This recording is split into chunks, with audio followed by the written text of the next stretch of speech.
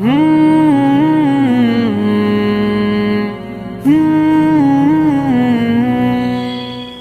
কাদের উপরে ওয়াজিব? ফুকাহায়ে কেরাম লিখেছেন, ফকিহগণ লিখেছেন, কুরবানি ওই ব্যক্তির উপরে ওয়াজিব হবে যিনি আকিল হবে, বালিগ হবে, মুকিম হবে, ধনী এবং মালদার হবে। চারটে জিনিস। আকিল হবে অর্থাৎ সুস্থ মস্তিষ্কওয়ালা মানুষ হবে। যদি কোনো ব্যক্তি পাগল হয়, মাল ধন সম্পদ আছে কিন্তু পাগল তার কাটা, এমন ব্যক্তির উপরে কিন্তু কুরবানি ফরজ নয়। হাজার মাল থাকে, তদ্রুপ বালিগ হতে হবে। বালিগ মানে অর্থাৎ শৈশব থেকে যৌবন গায়ে সে পা দিয়েছে এমন তাকে হতে হবে। যদি নাবালিগ হয় তাহলে এমন বাচ্চার মালে কুরবানি জরুরি নয়। কিন্তু যদি কোনো বাচ্চা মালদার হয় তাহলে তার মালে কিন্তু সাদকাতুল ফিতর ওয়াজিব হবে। তাকে সাদকাতুল ফিতর যে ঈদুল ফিতরের দিন আমরা আদায় করে থাকি সেটা কিন্তু তার মাল থেকে ওয়াজিব হবে। নাম্বার 3, মুকিম হতে হবে। মুকিম বলতে কি? অর্থাৎ নিজের এলাকায় থাকতে হবে। এক এলাকা থেকে অন্য এমন এক ভিন্ন এলাকায় যেন না থাকে যেখানে পর্যন্ত যেতে আমার 3 দিন অর্থাৎ প্রায় 72 কিলোমিটারের অধিক সময় লাগবে এবং সেখানে 15 দিনের কম থাকার নিয়ত করেছে। এমন যদি কোনো ব্যক্তি থাকে তাকে শরীয়তের ভাষায় মুসাফির বলা হয়। এমন মুসাফির উপরে কুরবানি ফরজ নয়। নাম্বার 3, গনি মালদার হতে হবে। অর্থাৎ অর্থওয়ালা হতে হবে, সমর্থবান হতে হবে, ক্ষমতা যেন তার থাকে কুরবানি করার মতো।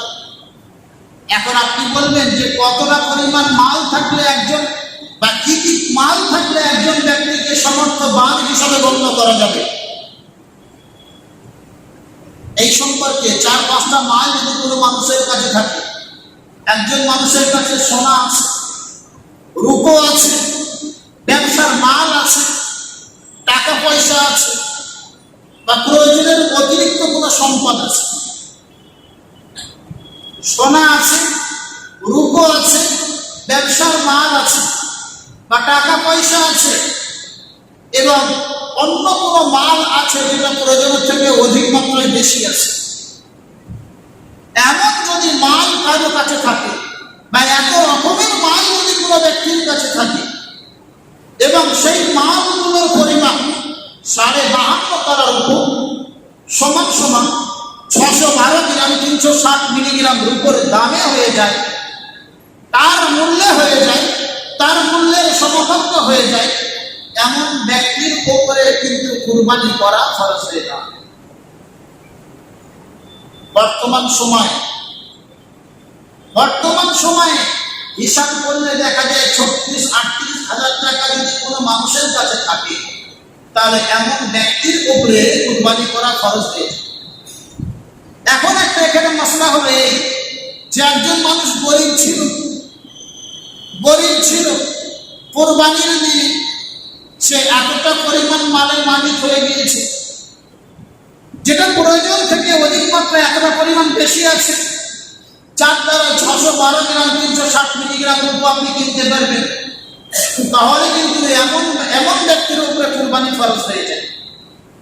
তদ্রুপ মুসাফির, আপনি হয়তো 1 সপ্তাহের জন্য 2 সপ্তাহের জন্য আপনি বোম্বাই গিয়েছেন, সেখান থেকে ফিরে আসছেন, যতক্ষণ আপনি সফর থাকবেন আপনার উপরে কুরবানি ফরজ হবে না তো বটে, কিন্তু যখনই আপনি 10 জিলহজ থেকে 12 জিলহজ পর্যন্ত সূর্য ডুবার আগে যদি আপনি এলাকায় পৌঁছে যান তাহলে কিন্তু আপনার উপরে কুরবানিটা ফরজ হয়ে যাবে।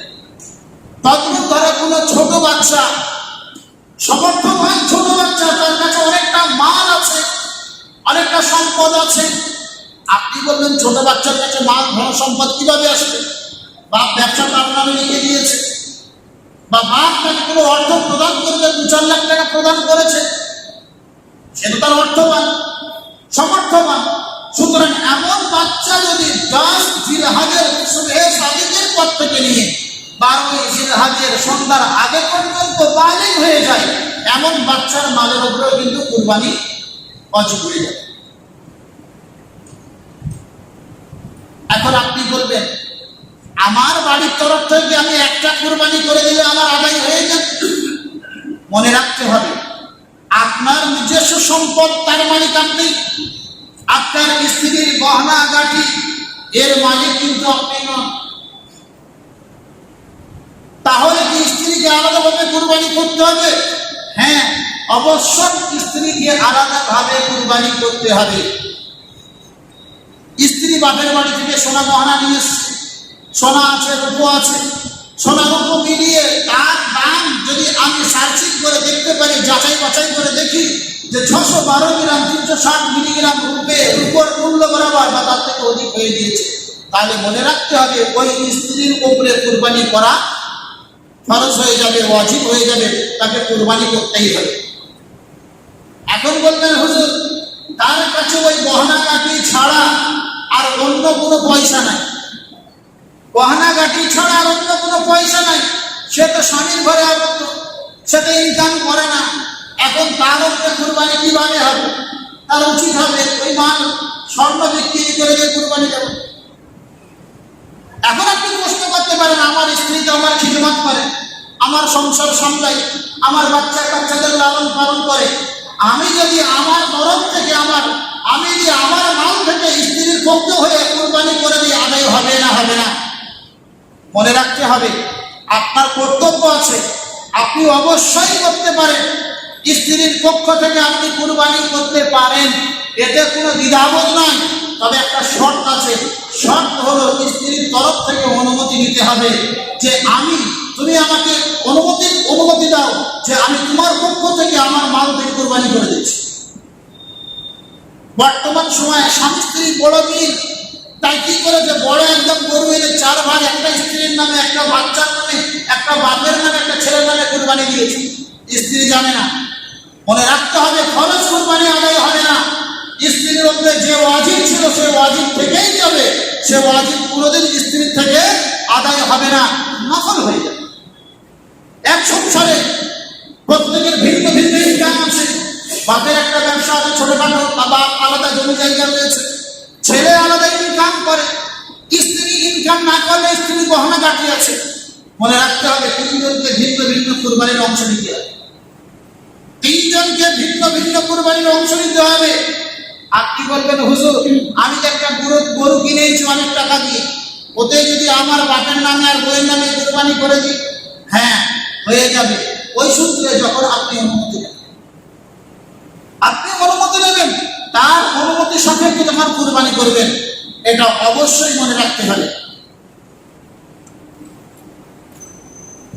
আরো একটা মশলা, কুরবানির পশু, যারা বড় বড় পশু কিনে, বেশিরভাগ গাই গরু কিনে, বড় বড় গাই গরু, মনে রাখতে হবে কুরবানির ক্ষেত্রে মাদা জানোয়ার কুরবানি করা এটা উত্তম। রাসূলুল্লাহ সাল্লাল্লাহু আলাইহি ওয়াসাল্লাম মাদা জানোয়ারকে কুরবানি করার আদেশ করেছেন।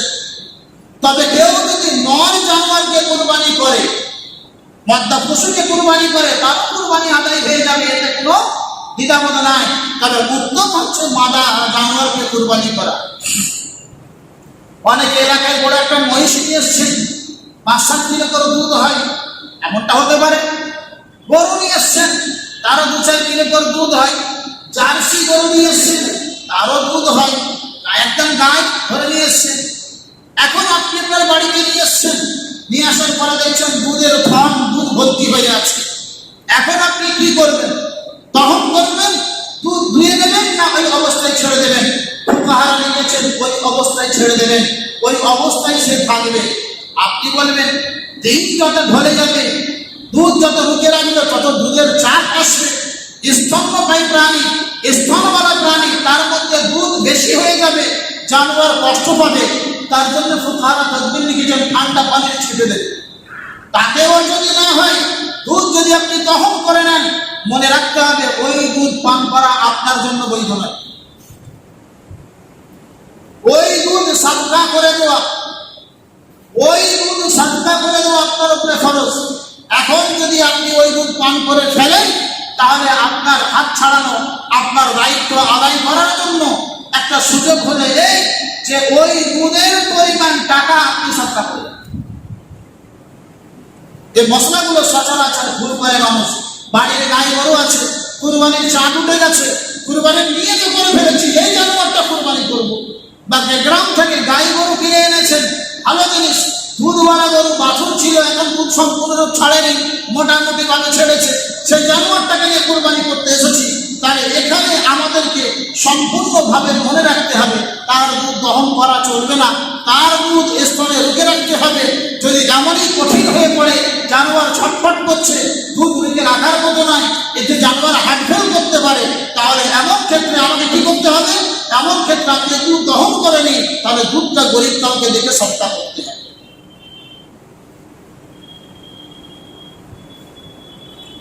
এখন আমি কুরবানি কতদিন করতে পারি?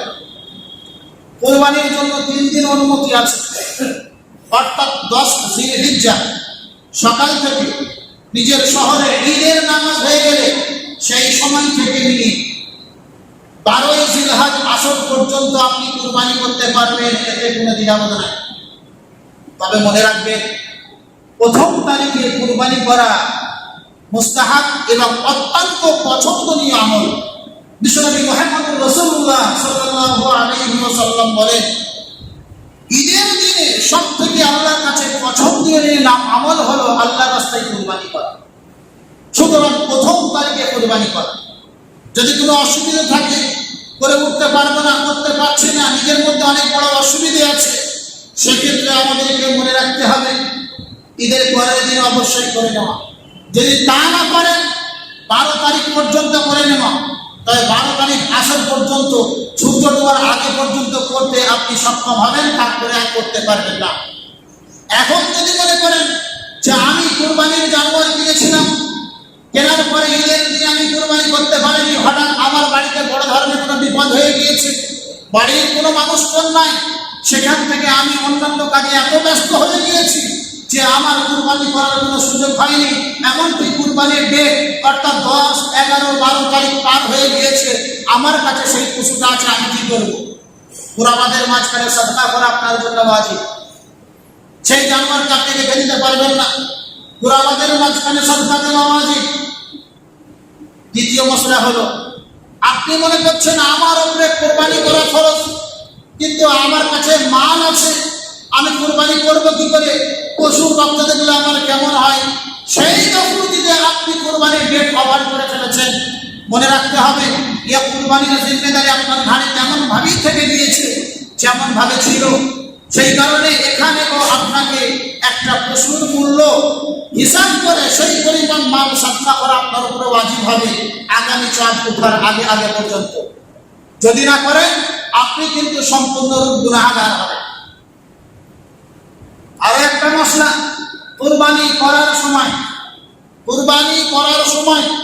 কুরবানির যে শরীর অংশদার আছে, যেমন কেউ 7 শরীরে কুরবানি করছে, কেউ 5 শরীরে কুরবানি করছে, কেউ 4 শরীরে কুরবানি করছে, অসুবিধা নেই, করেন। তবে জানোয়ার কুরবানি করার পূর্বে এই 7টা শরীরের নাম হিসাবে তাদের নাম নিয়ে তাদের নিয়ত করানো অপরিহার্যভাবে দরকার। আপনি বলবেন নিয়ত কি মুখে করতে হবে? না, নিয়ত মুখে করা জরুরি, মুখে করা মুস্তাহাব। অন্তরে যদি প্রত্যেকের নাম এবং সেই বিষয়ে জবাই করার সময় নাম নিয়ে নেয়, যেই 7 জনের পক্ষ থেকে কুরবানি হচ্ছে, এত টাকা যথেষ্ট। তবে মনে রাখবেন, কুরবানি দাতা এক হোক আর একের অধিক হোক, কুরবানি করার সময় পশুর সামনে দাঁড়িয়ে থাকা মুস্তাহাব। অনেক মানুষ আছে রক্ত দেখলে বেহুশ হয়ে যায়, রক্ত দেখলে অজ্ঞান হয়ে পড়ে, সেন্স হারিয়ে ফেলে, এমন ব্যক্তি আসবে না। কিন্তু যার কুরবানি আছে, সেই ব্যক্তি কুরবানির পশুর সামনে দাঁড়াবে এবং কুরবানি করবে। আরো একটা মশলা, কুরবানি করার সময় যদি কুরবানি দাতা নিজে হাতে পশুকে জবাই করতে পারে, এটাও মুস্তাহাব, সুন্নাত আমার। রাসূলুল্লাহ সাল্লাল্লাহু আলাইহি ওয়াসাল্লাম নিজে হাতে কুরবানি করেছেন, উম্মতকে কুরবানি করার আদেশ দিয়েছেন। কিন্তু এখানে আরো একটা কথা, এখন হুজুর আমি তো নিজে পারি না, তাহলে কাউকে পারিশ্রমিক দিয়ে কুরবানি করা। আপনি যদি নিজে না পারেন অন্য কাউকে পারিশ্রমিক দিয়ে কুরবানি করা, অবশ্যই কাজটা আপনার ছিল, আপনি অন্য দ্বারাই করছেন, পারিশ্রমিক দিয়ে করা। কুরবানি করে পারিশ্রমিক নেওয়া একদম জায়েজ, এতে কোনো দ্বিধাবোধ নাই। তবে আমাদের এলাকায় সচরাচর ভাবে একটা মূর্খমি কাজ আমরা করে থাকি। পারিশ্রমিক হিসাবে নিই, কিন্তু কাজ করার পূর্বে পারিশ্রমিক নির্ণয় করি না। এটা কিন্তু একেবারে নিন্দনীয় কাজ, এটা অবৈধ কাজ। কুরবানি করলে কুরবানি হয়ে যাবে, পারিশ্রমিক নির্ণয় না করে কুরবানি করালে আপনি যে পারিশ্রমিক নির্ণয় করেনি, এটা অবৈধ কাজ করার জন্য আপনি গুনাহগার হবেন। সেই কারণে কুরবানি করার পূর্বে যাকে দিয়ে করাবেন তাকে পারিশ্রমিক হিসেবে বলবেন যে ভাই আমি আপনার পারিশ্রমিক এতটা ধার্য করেছি। কুরবানির টাকা তিনি মনে মনে ভেবে নিলেন আমি কুরবানি করাচ্ছি হুজুরকে দিয়ে, আর হুজুর মনে করেন পারিশ্রমিক দিয়ে কুরবানি করছি, পরে কিছু টাকা ধরিয়ে দিল, আপনি পারিশ্রমিক দিলেন, সে নিল, কিন্তু শরীয়তের পন্থাই হলো না। আপনি বলবেন সামনাসামনি এমনটা বলতে অনেকে দ্বিধাবোধ করে। তাহলে যে মসজিদের আওতায় আছেন, মসজিদের কমিটিদের সুবিধা হলো এটাই যে বড় পশু ছোট পশু দুটো আলাদা করে দেবেন, একটা রেট ফিক্স করে দেবেন। যে মানুষটা 35, 40, 50, 60 হাজার টাকা দিয়ে কুরবানি করতে পারে, সেই মানুষটা ইমাম সাহেবের জন্য 200 টাকা দিতে পারে না। কুরবানি যে করছেন, জবাই যে করছেন, জবের গাড়ির জন্য তাকে 300 টাকা দিতে পারে না। অবশ্যই এটা খেয়াল করবেন। আমরা প্রত্যেকেই দিই, কিন্তু আগে ধার্য করে নিই না, নির্ণয় করে, এটা ভুল, এটাকে দূর করতে হবে। আরো একটা মশলা, আমরা কুরবানি করি যাকে ইচ্ছা তাকে দিয়ে। যে গলা কাটতে পারে সে কুরবানি করে, যে গলা কাটতে পারে সে কুরবানি করে, কিন্তু কুরবানি করতে হবে যে কোনটাই সে পন্থাও জানে না। একটা জানোয়ারকে ফেলার নিয়ম জানে না। 2 নম্বর, জানোয়ারের গলার মধ্যে কত অংশ কাটলে আমার কুরবানি, ওই জানোয়ারের গোস্তটা আমার জন্য বৈধ হবে সেটাও জানে না। এমনটা অনেকে আছে। কিন্তু কুরবানি করতে গেলে যে কুরবানির মাসআলা সম্পর্কে, জবাই করার মাসআলা সম্পর্কে ওয়াকিফ হবে, সে কুরবানি করবে। এখন আপনি প্রশ্ন করতে পারেন হুজুর আমি তো সাধারণ মানুষ, আমি আমার জানোয়ার নিজে হাতে কুরবানি করতে চাই, কিভাবে করব? বলে দিই, ভালো করে জেনে নেন। পশুর গলায় 4টে রং থাকে। একটা খাদ্য নালী আমরা জানি, একটা শ্বাস নালী। কটা হলো? 2টা হলো। আর 2 সাইডে 2টো রক্তনালী আছে, যেটা সচরাচর রক্ত চলার জন্য ব্রেন পর্যন্ত পৌঁছায়। এই 4টে রং, একটা হলকুম, একটা নরখাড়া। হলকুম শ্বাস নেওয়ার জন্য যেটা ব্যবহার করি, যেটা আমাদের ফ্যাপসার সঙ্গে থাকে, ফুসফুসের সঙ্গে থাকে। আর একটা হচ্ছে খাদ্য নালী, যেটা আমরা খাদ্য খাওয়ার পরে নরম জিনিস ভিতর পর্যন্ত পৌঁছায়, নাড়িতে যায়। এ দুটো অবশ্যই কাটতে হবে। এরপরে যে 2 সাইডে 2টো রক্তনালী আছে, এই দুটো যদি না কাটে আপনার জানোয়ার বৈধ হবে না। অনেকে দুর্বল মৌলী সাহেব, ইমাম সাহেবের দুর্বল, হাতে ক্ষমতা নাই, গরুর গলায় ছুরি চাপলে তো 500 টাকা পেয়ে যাবো। একবারও চিন্তা করেনি যে আমার ছুরি চালাটা শরীয়তের অনুকূলে যদি না হয় জানোয়ারটা হারাম হয়ে যাবে। একবারও চিন্তা করেন। গলা সাঁতরে নিয়ে খাদ্য নিয়ে কেটে গেছে, চামড়া কেটে একটু রক্ত বেরোচ্ছে, পেটের রক্ত, চামড়ার রক্ত, বেশ কুরবানি হয়ে গিয়েছে। মনে রাখতে হবে, খুব ভালো করে মনে রাখবেন, 4টে শিরা কাটতে হবে। 4টের মধ্যে নিশ্চিত ভাবে একটা ছেড়ে গেলে 3টে যদি হয়ে যায় তাতে আপনার কুরবানি হয়ে যাবে। কিন্তু মূলত নিয়ম হচ্ছে 4টে কাটা। এই 4টে শিরও চলে না, কুরবানি করে চলে আসে, এমন কুরবানি কিন্তু জানোয়ারের গোশত কিন্তু হালাল হবে না, মনে রাখবেন। আরো একটা মশলা, আমাদের কসাই বাবুদের তাড়াতাড়ি, কেন ওই দিন তো টাকার বেকার উঠছে, এই কসাই বাবুদের থেকে সাবধান। আপনি কুরবানি করছেন আল্লাহর রেজামন্দির উদ্দেশ্যে, কসাইয়ের ইনকাম বাড়ানোর উদ্দেশ্য নয়। আপনি কুরবানি করার সময় তাড়াতাড়ি করবেন না। কুরবানি জানোয়ার কুরবানি করা হয়েছে, কসাই বাবু তাড়াতাড়ি চামড়া কেটে ফ্যাপসাটা ফাটিয়ে দিল, ভিতর থেকে ছুরি মেরে দিল, হড়হড় করে রক্ত চলে আসছে। এমনটা করবেন, মকরুহে তাহরিম হয়ে যাবে আপনার জানোয়ারটা। মকরুহে তাহরিম মানে হারাটা ছোট ভাই। যেমন সুদ হারাম, মদ হারাম, হারাম হারাম নয়। যেমন সুদ হারাম, মদ হারাম, কিন্তু দুটোর গুণ এক নয়।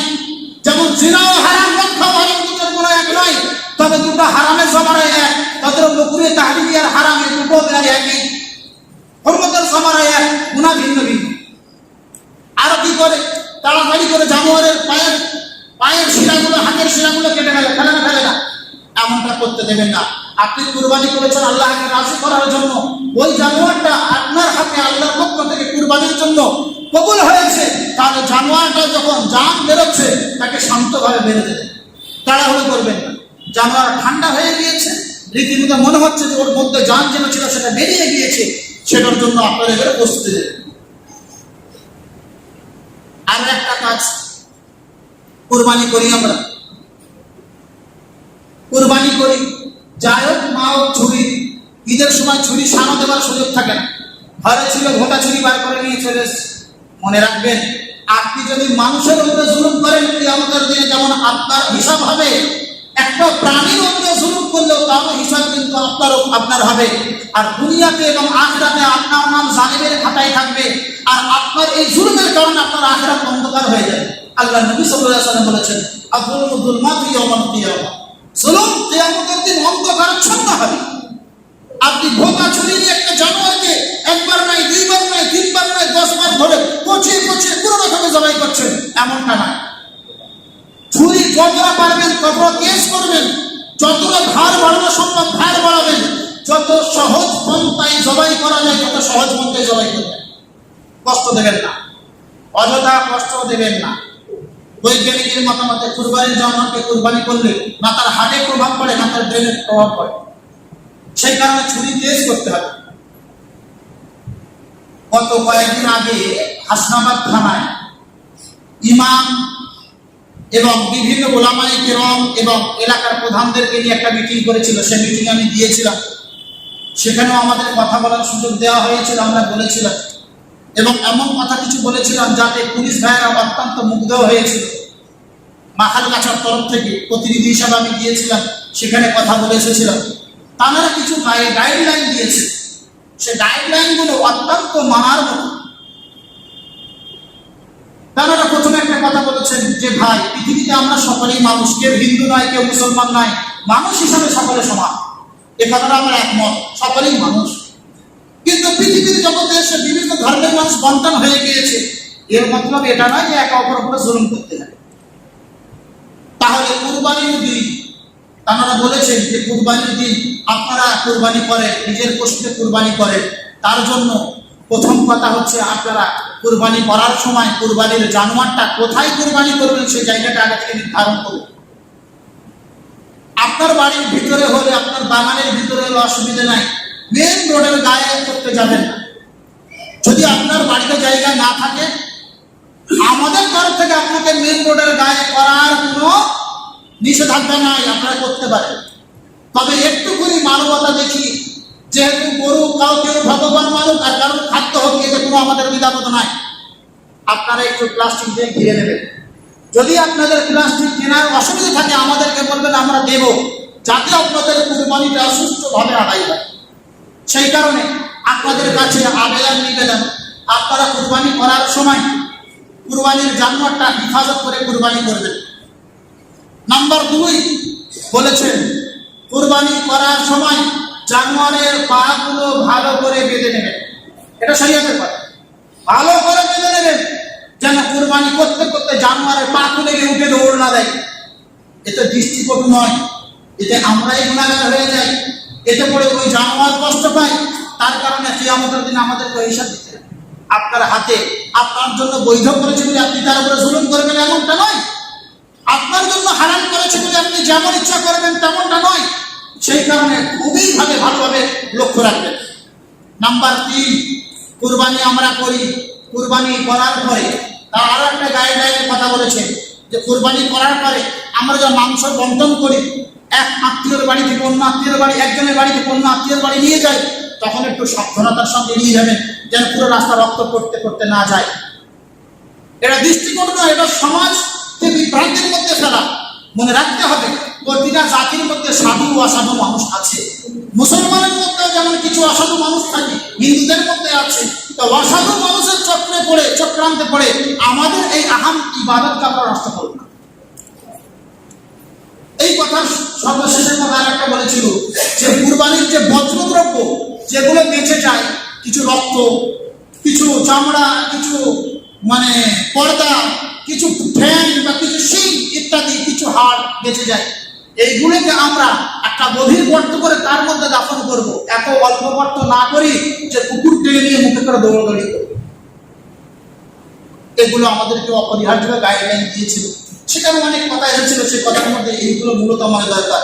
আরো একটা আমি আমার ভাইদেরকে একটাই অনুরোধ করবো, অনেক ক্ষেত্রে কুরবানির দিন রক্ত মেখে সারাদিন ঘোরাঘুরি করে, নিজেকে পুরুষ আর বীরত্বের পরিচয় দেয়, অথচ ভিজে বিড়ালে পিটানো নিকৃষ্ট। আপনি বলবেন কেন? একটা শরীয়তের কোনো কুরবানির কথা আসবে না, দিনের জন্য জান দেওয়ার কথা আসবে না। গরুর রক্ত মেখে রাস্তায় ঘুরে ঘুরে নিজের বাহাদুরি দেখায়, সাদা গেঞ্জি পরে কুরবানির পশুকে ধরে, কুরবানির পশু লাল, গেঞ্জিটা পুরো লাল হয়ে যায়, ওইটা নিয়ে সারাদিন ঘুরতে থাকে। আরে ভাই, ওই যে রক্তটা ছড়িয়ে বেরিয়ে এসছে জানুয়ারি থেকে, রক্তটা না পান, আপনি না পান থেকে ঘুরছেন। আপনার থেকে রক্ত আর কেউ আছে পৃথিবীতে? মেটিয়াবুরুজ এলাকা আপনি চেনেন, আপনারা দেখেছেন যে মেটিয়াবুরুজের মানুষেরা সাদা পোশাকের আদি অভ্যস্ত। লুঙ্গি পরবে সাদা, গেঞ্জি পরবে সাদা, টুপি পরবে সাদা, পাঞ্জাবি পরবে সাদা। এরা কুরবানির দিনে কতটা মাতলামি করে একটু বলি, কেন ওই এলাকায় ধর আমার বাড়ি। কি করে?